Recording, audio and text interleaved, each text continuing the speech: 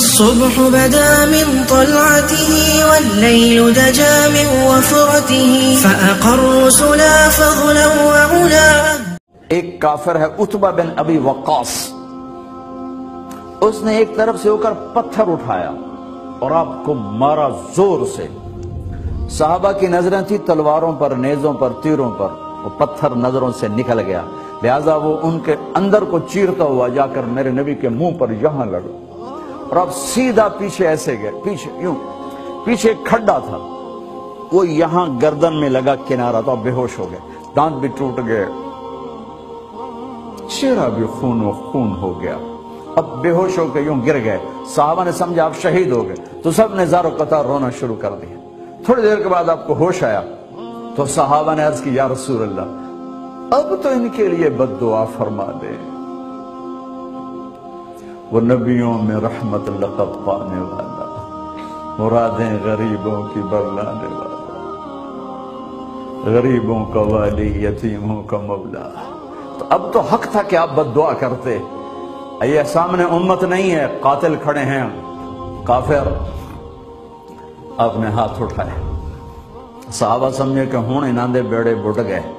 اللہم اغفر لقومی فإنہم لا یعلمون. اللہ میری قوم کو معاف کر، انہیں میرا پتہ کوئی نہیں ہے.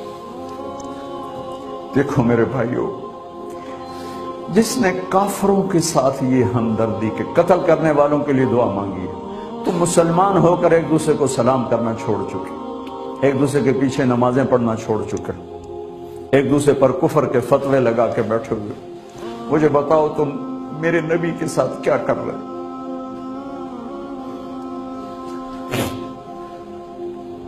وہ تمہیں فرقوں میں بانٹ کر گئے تھے یا امت بنا کر گئے تھے؟ کیوں اس نادان کھیل میں اپنی زندگی برباد کرتے ہو؟ کیوں نے مسلمان بن کے رہتے ہو؟ اس امت میں اختلاف شروع سے ہے، ہمیشہ رہے گا. یہاں تک نہ جاؤ کہ ایک دوسرے پر کفر کے فتوے. جنت میں کون جائے گا؟ سنیوں نے کہا وہابی کافر، وہابیوں نے کہا سنی کافر، بریلیوں نے کہا دیوبندی کافر، دیوبندیوں نے کہا بریلوی کافر، شیعہ نے کہا سنی کافر، سنی نے کہا شیعہ کافر. جنت میں کون جائے گا؟ کچھ تو بھائیو میرے نبی کی محنت کی قدر کرو. میرے نبی تو غیروں کو اپنا بنانے آئے تھے، ہم نے اپنوں کو غیر بنا دیا. جو نفرت کی آگ وہاں بھڑک رہی ہے، یہاں مت بھڑکاؤ. جاؤ میرے دیس میں دیکھو کتنے سر کٹ چکے، کتنے سہاگ اجڑ گئے، کتنی مائیں بے آسرا ہو گئیں، کتنی جوان بیٹیوں کی مانگ ویران ہو گئی. کیا اسی کا نام اسلام ہے؟ اسی کا نام عشق رسول ہے؟ اسی کو دین کہتے ہیں؟ ایک دوسرے کی مسجدوں میں نہیں جاتے ہو، ایک دوسرے کے پیچھے نمازیں نہیں پڑھتے ہو، جنت کے ٹھیکیدار بن گئے ہو.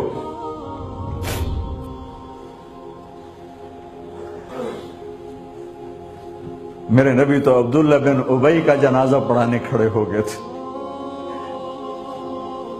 جس کا کفر ابو جہل سے بھی بڑا ہے. ابو جہل اوپر کی دوزخ میں، عبداللہ بن ابی سب سے نیچے کی دوزخ میں ہے. ان کے بیٹے آئے، یا رسول اللہ میرا باپ مر گیا ہے، اپنا کرتا دے دیں گے، میں اس کو کفن دے دوں. ہم نے کہا لے لو. کرتا اتار کے دے دیا. اب کہتے بدبخت منافق دفع ہو جا. کہ یا رسول اللہ آپ جنازہ پڑھائیں گے؟ کہاں پڑھوں گا؟ باقی منافقوں کا تو کسی کو پتہ نہیں تھا سوائے اللہ کے نبی کے، لیکن عبداللہ بن ابی کا منافق ہونا تو سب کو معلوم تھا. آپ جنازے کے لیے عمر سامنے آ گئے، یا رسول اللہ یہ کون ہے؟ کہ مجھے پتا ہے کون ہے. تو آپ اس کا جنازہ کیوں پڑھا؟ کہ شاید اللہ معاف کر. کہ عمر پیچھے ہٹ جا، مجھے پتا ہے کو میرے اللہ نے کہا ہے تو ان کے لیے دعا کر یا نہ کر، میں معاف نہیں کروں گا. میں کرتا ہوں، شاید اللہ معاف کر دے. پھر فرمایا کہ میرے اللہ نے کہا اگر تو 70 دفعہ بھی ان کے لیے دعا کر تو میں معاف نہیں کروں گا۔ اگر میرا اللہ کہتا اے میرے محبوب اگر آپ 70 دفعہ اس کے لیے دعا کریں گے تو میں معاف کر دوں گا، تو میں اس کم بخت کا 70 دفعہ جنازہ پڑھا دیتا۔ مجھے بتاؤ تم کہاں سے یہ دین لے کر آئے ہو جس میں تم فرقوں میں بٹ گئے ہو، نفرتوں کی آگ تم نے لگا دی ہے،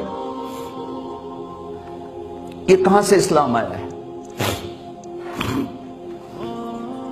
میں تمہیں اللہ اس کے رسول کا واسطہ دیتا، امت بن کے رہو، مسلم بن کے رہو، کوئی گنجائش نہیں، اپنے اپنے عقیدے پر پکے رہو، دوسرے کے لیے گنجائش رکھو۔ کیوں اس قدر ظلم و ستم ڈھائے ہوئے ہیں؟ میں نیا تبلیغ میں گیا، کالج سے نکلا، ہماری جماعت ایک گاؤں میں گئی، ایک مسجد میں، تو امام صاحب آئے، ہمیں ماں بہن کی گالیاں دی اور ہمارے بستر اٹھا کے باہر مسجد دھوو، کتے اندر واڑائے۔ میں حیران پریشان، میں تو کوئی نہیں جانتا تھا کہ مذہب کیا ہوتا ہے، فرقے کیا ہوتا ہے، میں تو کالج میں گانے والا تھا، ناچنے والا تھا، جنید جمشید کی طرح، مجھے تو دین کا پتہ تبلیغ سے پتہ چلا۔ میں حیران پریشان کہ یہ مولانا صاحب کہہ رہے ہیں کہ یہ گستاخ رسول ہیں،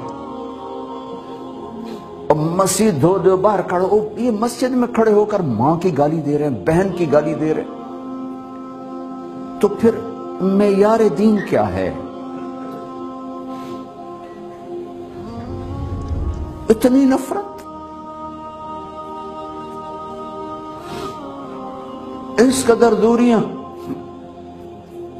اگر ہم کافر تھے تو ہمیں گلے سے لگاتے، ہمارے نبی کی طرح ہمیں کھانے کھلاتے، ہمیں پانی پلاتے، پھر ہمیں بات سمجھاتے، لیکن ماں بہن کی گالیاں مسجد میں کھڑے ہو کر، امام مسجد۔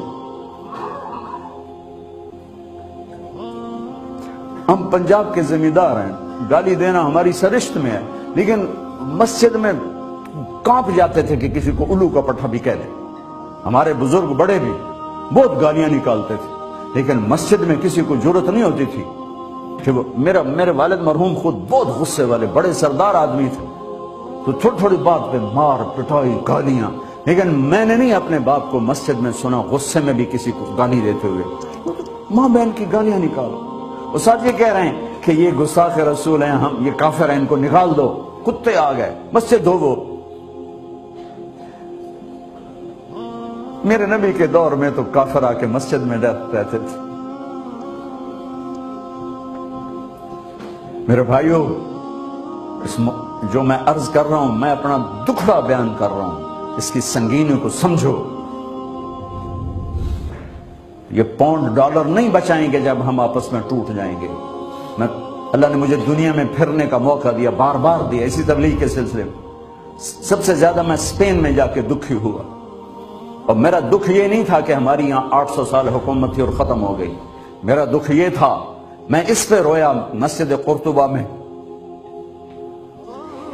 کہ جس وجہ سے اسپین تباہ ہوا وہ ساری وجہ میرے دیس پاکستان میں موجود ہے اس وقت، اور ہوش نہیں ہے کسی کو۔ مذہب پر لڑائی، سیاست پر لڑائی، دین پر نفرت، سیاست پر نفرت، قوم پہ نفرت، صوبے پہ نفرت، پیشے پہ نفرت، نفرت نفرت نفرت۔ میرے نبی نے پوچھا اسلام کا سب سے مضبوط عمل کیا ہے؟ صحابہ نے کہا نماز، آپ نے کہا نہیں۔ صحابہ نے کہا جہاد، آپ نے کہا نہیں۔ صحابہ نے کہا روزہ، آپ نے کہا نہیں۔ صحابہ نے کہا حج، آپ نے کہا نہیں۔ کہ یا رسول اللہ پھر آپ بتائیں؟ فرمایا دین کا سب سے مضبوط عمل محبت ہے، محبت ہے، محبت۔ الصبح بدا من طلعته والليل دجى من وفرته فأقر سلا فضلا